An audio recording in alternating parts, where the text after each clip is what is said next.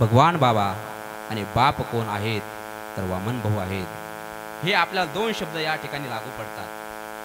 आपण संत भगवान बाबांचा कसा आहे शांत स्वभाव आणि बाबांचा भाऊंचा कसा आहे एकदम रागीट स्वभाव. भाऊशी जे वाईट वागलं भाऊने त्याचं काय केलं वाईटच केलं आणि बाबांनी जे चांगलं वागलं चांगलं केलं. मी तुम्हाला सांगणार आहे एक वेळेस असा प्रसंग घडला की राष्ट्रीय संत भगवान बाबांची दिंडी कुठे जायची पंढरपूरला जायची.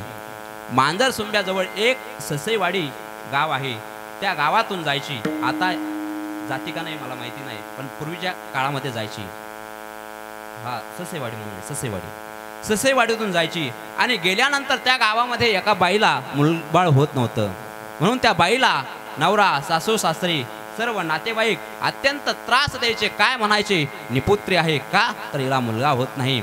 पण एक दिवस असा प्रसंग घडला की राष्ट्रीय संत भगवान बाबांची दिंडी त्या गावामध्ये गेली आणि गेल्यानंतर ती बाई बाबांकडे गेली आणि बाबांचं दर्शन घेतलं आणि दर्शन घेऊन बाबाला सांगितलं बाबा मला सर्व घरामधले काय करतात खूप त्रास देतात बाबा तुमचा मला आशीर्वाद पाहिजे तुम्ही काय करा मला श्रीफळ द्या. बाबांनी काय केलं त्या बाईला श्रीफळ दिलं आणि सांगितलं जा तुला आज 12 महिन्यापर्यंत मुलगा होईल मुलगा. बोलायचं संतांची वाणी. बाबांनी सांगितलं मुलगा होईल आणि महाराज दुसऱ्या वर्षी ही दिंडी त्या गावामध्ये गेली आणि गावामध्ये गेल्यानंतर ती बाई 2 महिन्याचा मुलगा बाबांकडे घेऊन आली आणि बाबाच्या मांडीवरती टाकलं आणि टाकल्यानंतर बाबाला सांगितलं बाबा हा तुमचा कृपा प्रसाद आहे याचं नाव काय ठेवायचं ना तुम्ही बाबा याचं नाव ठेवा. तेव्हा बाबांनी त्याचं नाव काय ठेवलेलं आहे अजिनाथ ठेवलेलं आहे.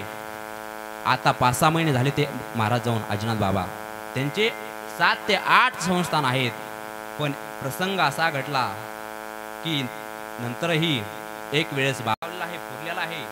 बाबांनी काय केलं असा साष्टांग दंडवत घातला प्रणिपात केला आणि बाबा मंत्र बोलले आणि बाबांनी एकच शब्द वापरला अरे अजिनाथ तू या ठिकाणी काय करतो ए बाहेर. लगेच त्या मृत पावलेल्या अजिनाथानं आवाज दिला मी लगेच आलो बाबा लगेच आलो. हे काय आहे संतांची वचने आहेत.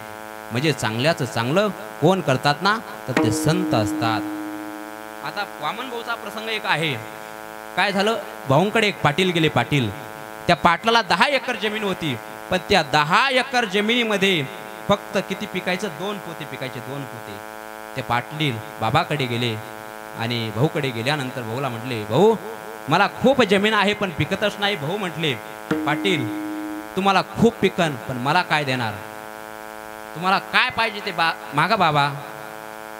त्यावेळेस भाऊ म्हटले मला तुमचं काही नको फक्त माझ्याकडे ज्या गायी आहेत ना गायी त्या गायी काय झाल्या पाहिजे जगल्या पाहिजे. जा पाटील तुला किती पोते होईल 100 पोते होईल. त्या पाटलाला किती झाले महाराज 101 पोता झाला 101 पोत. त्या पाटलानं गंज लावली धान्यही कुठे नेलं आडतमध्ये विकलं नेऊन बँकेमध्ये पैसे टाकले खर्च केले तरीही बाबांना कडबा दिला नाही. तशीच गंज लावली. बाबांनी काय केलं ते शिष्य जे होते का शिष्य भाऊंचे त्यांना पाठवलं जा पाटलाकडे. पाटील म्हणले होते आपल्याला कडबा देईन आणि 1 वर्ष झाले तरी त्या पाटलाने आपल्याला कडबा दिला नाही. तो भाऊंचा शिष्य गेला आणि पाटलाला म्हणला पाटील तुम्ही म्हणले होते भाऊला कडबा देईन. पाटील काय म्हटले आम्ही कष्ट करायचं आणि आयतं तुम्हाला द्यायचं का असं कुठं असतं का. त्यावेळेस तो शिष्य भाऊंकडे गेला आणि गेल्यानंतर भाऊला म्हटला भाऊने विचारला अरे पाटील काय म्हणले. त्यावेळेस त्या शिष्याने सांगितलं भाऊला भाऊ ते पाटील म्हणतात कष्ट आम्ही करायचं आणि आयतं तुम्हाला द्यायचं का असे म्हणले पाटील. हो जाऊ दे त्याचं एका क्षणामध्ये जळून जाईन महाराज. इकडं शब्द निघायचा आणि इकडे आग लागायची मुखी अमृताची वाणी. याला संतांची वाणी म्हणतात. संत हे काय आहेत संत जे बोलते ते होतंय. साच आणि मवाळ मिथली आणि रसाळ शब्द जैसे कल्लोळ अमृताचे म्हणून